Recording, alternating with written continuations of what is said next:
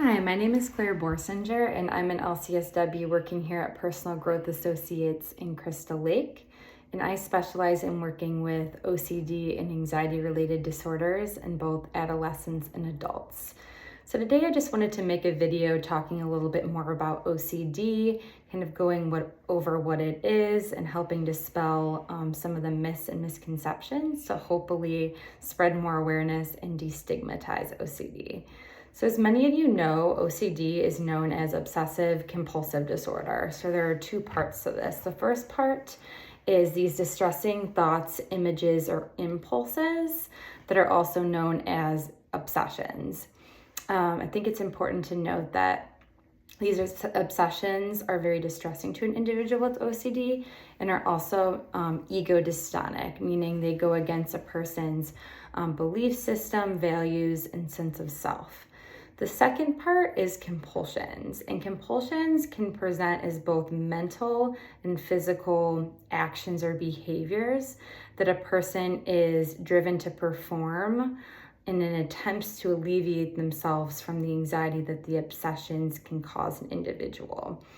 So I just wanted to give that, again, brief definition and background on what OCD is. So I want to start off by just dispelling 3 myths I hear a lot about OCD. I think one of the biggest myths I hear is that OCD only involves like cleanliness or tidiness, and I think partially this may be one of the biggest myths in response to maybe how media has falsely portrayed OCD.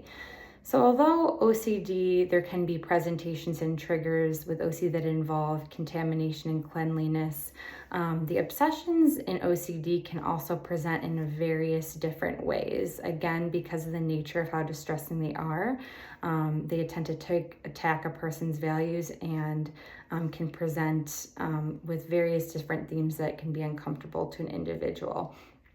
This can involve unwanted sexual thoughts, thoughts or images around physical violence, uncertainty around relationships. Again, this is just to name a few of the presentations that OCD can present itself as.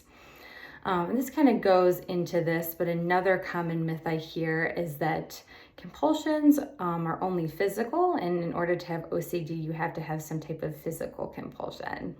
So indeed, there are a lot of compulsions that do present physically.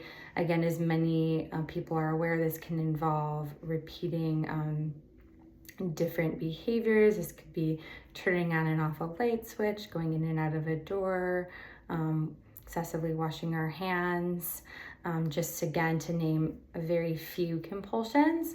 But it's important to note that mental compulsions are real and also consuming an individual with OCD. So these can involve giving ourselves some self-reassurance in our minds. This could be repeating words or phrases. This could be counting. This also could be what I call mentally reviewing, so analyzing or rehearsing, this mental rehearsal of past situations or events. And I think the final myth I'd like to dispel is this idea that OCD is a personality trait or just a quirk.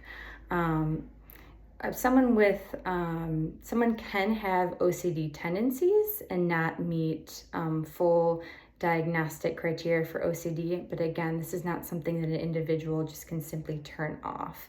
OCD is a serious mental health condition that affects many people and is very impairing to a person's overall functioning. So I just want to say that I'm here to support you, dispel these myths. I'm here to work with you towards your OCD journey and get you to a place where your values are louder than your OCD fears. Thanks for taking the time to watch this.